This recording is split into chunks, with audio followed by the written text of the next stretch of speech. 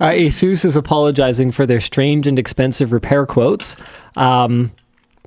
ASUS has issued an apology for causing confusion and frustration in its RMA processes following multiple reports from customers in Canada and the US that the company was issuing massive bills to repair minor and superficial damage while failing to fix the actual issues that the device had been sent in for. At least one Canadian was quoted nearly 3,800 Canadian dollars, so that's about just under 3,000 US dollars, to fix a plastic safety indent on a power connector on his RTX 4090, which is more than the card originally cost to buy because it was allegedly not covered under ASUS's standard warranty. While the issue was eventually resolved, ASUS never clarified the reason for the odd quote. ASUS says that any repairs covered under the manufacturer's limited warranty have always been and will continue to be free of charge, and that they are revising their repair pricing structure for out-of-warranty products, including a review process for abnormal pricing to ensure consistency, transparency, and fairness. They likewise state that they will no longer automatically offer repair quotes for cosmetic imperfections that don't affect device functionality.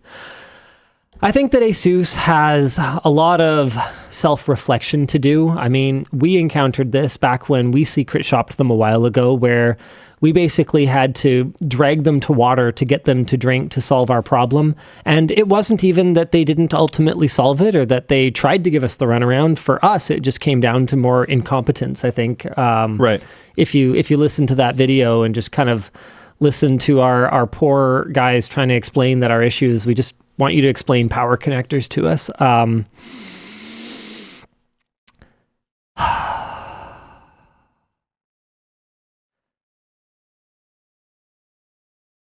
I guess all I can really say is give me a reason to not be mad anymore. You know, back to what we were talking about just now. I don't have the energy. Oh yeah, good call. Anymore to be mad forever. So what I need to see from ASUS is I need to see a clear and obvious change. I want the next Reddit thread about ASUS customer support in our subreddit to be about the outstanding exchange that they had with them. Yeah. Turn it around and And the storytelling arc of that was amazing. You like host videos or something? Yeah, I know, right? Oh, that was fantastic. The tie-in of the previous topic is so good. Came to me in a dream. I dream of graphics cards. And this is a tough one for me because I like the products. Generally speaking, they've had some duds. Pretty much every company has had some duds. I've read a lot of ASUS stuff over the years. Yeah, me too. And this sucks because this makes it like, how do you recommend? And you know what? I'm glad this is happening, right? Because it's time that they finally got a wake-up call, because they've always... I don't think this would have blown up the way that it has if they had largely had a lot of goodwill built up with the community. But they don't. And that's the problem.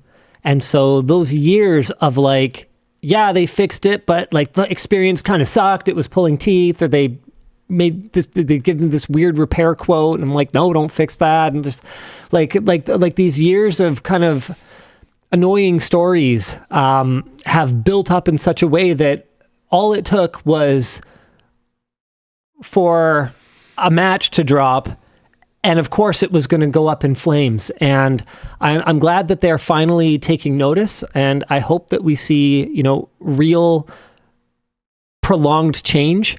And what I also hope is that other entities in the tech space sit up and take notice of this, because the kinds of horror stories that you see from an ASUS are the same kinds of horror stories that you see from many of the other big PC component makers. Yeah. It's just that ASUS is the biggest, and they happened to be the one that got called on it.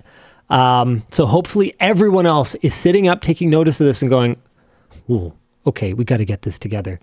And you know what? The reality of it is, these complaints about these companies are not always in good faith. I had a really bizarre exchange with someone in my DMs a while back where they were like, hey, ASUS is a big sponsor of yours, and I want you to talk about this story of how awful my experience has been. And what happened was they RMA'd a laptop, and ASUS was like, yeah, it's broken, and we're going to replace it with this one. And the guy's like, okay. And then they were like, oh, actually, we can't get that one. it's this one. And it was a better machine, but it was AMD. And Buddy was like, I want Intel, and I am outraged. And I was like, yo, this is a significantly better machine. It will give you better battery life and better performance. It even has a higher MSRP. You need to relax, and you need to just take what they're offering you because it's a good offer.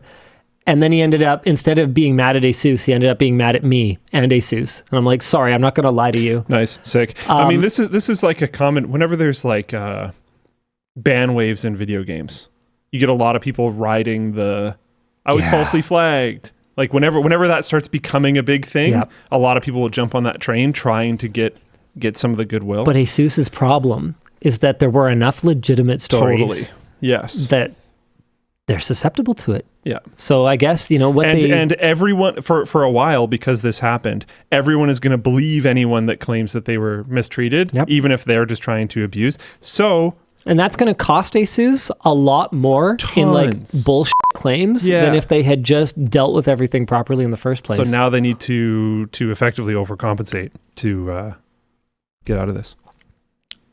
So good luck.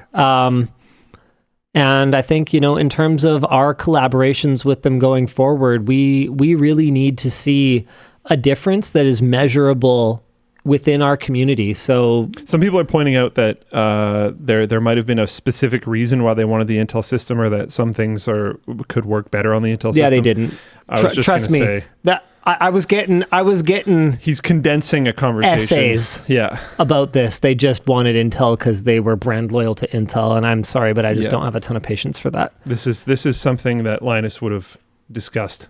He's condensing the conversation. I love so many of the people that I've worked with at Intel over the years. I respect a lot of their processes. I respect their engineering acumen and the product and all those things. But with all due respect, if you are like some kind of loyal fanboy to Intel, that's pretty fucked up. Like I don't know, just don't do that. Yeah.